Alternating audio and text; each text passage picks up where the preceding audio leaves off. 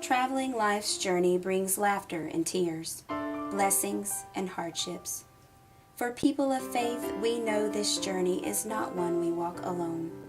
But for the most vulnerable, alone is often how they feel. The pieces of their lives lay shattered along the way as hope fades. When Bobby arrived at the Leviners' home, Amanda wondered if she and Joey would ever be able to help him put the pieces of his life together. This is Joey and Amanda Leviner. They're my foster parents. And when I first moved in, I was 15 years old and the worst kid you probably think. They looked at my record and was just like, this is a bad kid. Most of them overall, though, have seen a lot of violence, or very impoverished. A lot of the parents are homeless. They just go from one family member to another. They never know where they're going to be from one day to the next. They don't know where their next food is coming from. Like, it's kind of sad sometimes having nothing. And I'd go to friends' houses just so I could eat food because there was never food at the house. But I went from being a drug dealer and skipping school and going through two parents' death and just living rough to being a state championship, graduating with a 3.6 GPA and end up working hard and about to go to college. And it turned my whole life around. The foster parents are an incredible bunch. Here at LFS, I am truly amazed every day about how much our foster families give of themselves every day for our children. Honestly, when you see a child make such huge differences, in their life, it spurs you on. It keeps you. That's all I have. This is my family. They've been there for me. There's just nothing else I know, So why would I want to leave? Just don't get the love and the care that anywhere else that I do here.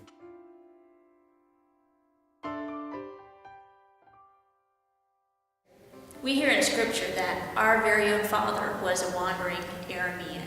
We hear that we were once aliens in a foreign land, strangers in the midst of a different kind of community.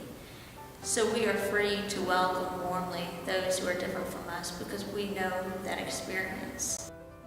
Sahab fled to America with his wife and 5-month-old son after 4 years of service as a translator for the U.S. Armed Forces in Afghanistan. He and his family, along with millions around the world, have been victims of severe persecution and violence. This year, LFS Carolinas welcomed more than 800 refugees, and 140 of those were resettled in South Carolina.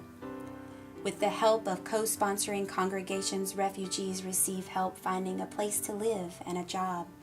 They have partners to help them navigate this new place they call home. To be a translator or linguist in Afghanistan, so it was a very big risk for us, for myself and for the rest of my family.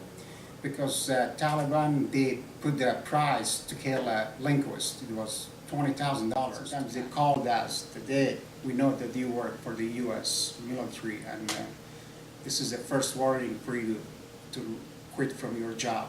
Otherwise, we will kill you. Because of the wars and famine, persecution in their home countries, refugees' lives have been shattered into pieces. Coming to the United States is a new beginning for these families and individuals.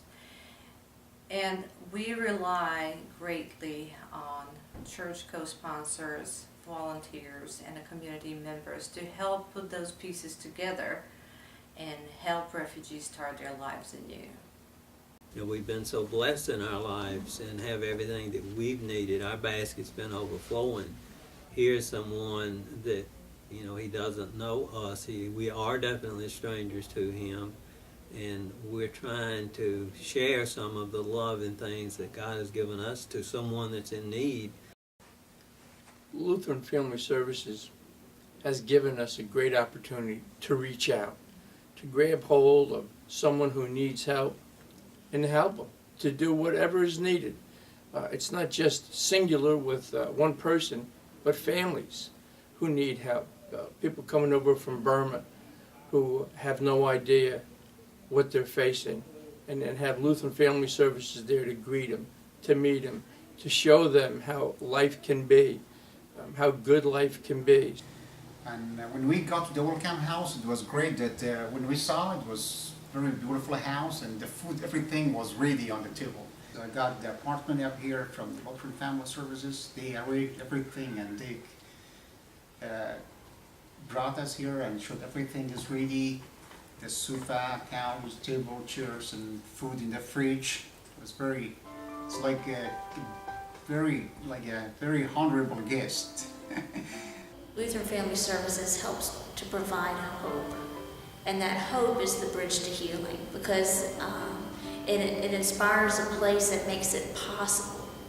It makes it possible for me to dream a bigger dream, to allow me to hope for something beyond the circumstances of prison that are surrounding me.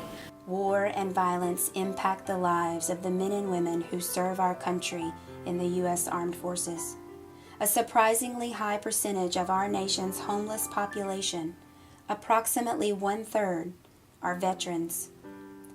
Many of them suffer from post-traumatic stress disorder. The prison of their memories leads from self-medication to homelessness. Jessie was one of more than 300 homeless female veterans living in South Carolina.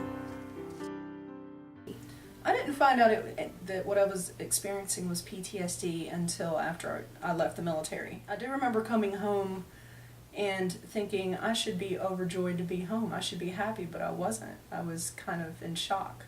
I didn't sleep for 3 days when I came back, and I didn't even come out of my DCUs. My nasty, dirty, sandy Iraq DCUs, I couldn't take them off. I couldn't readjust.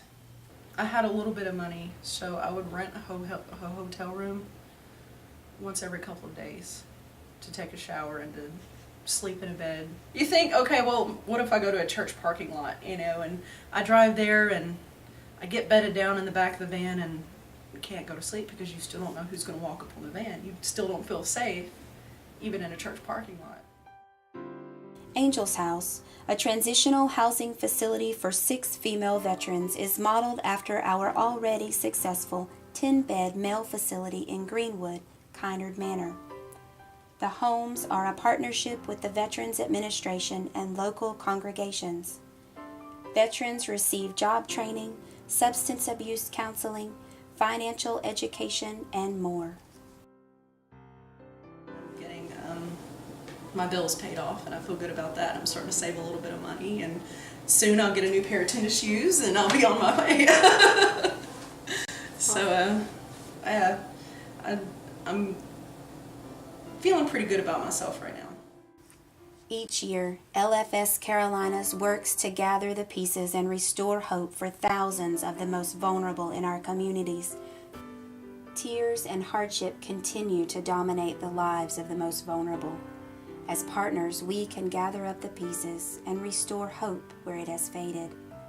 Journey with us through his example, to embrace the unloved, to welcome the stranger, and to free the imprisoned.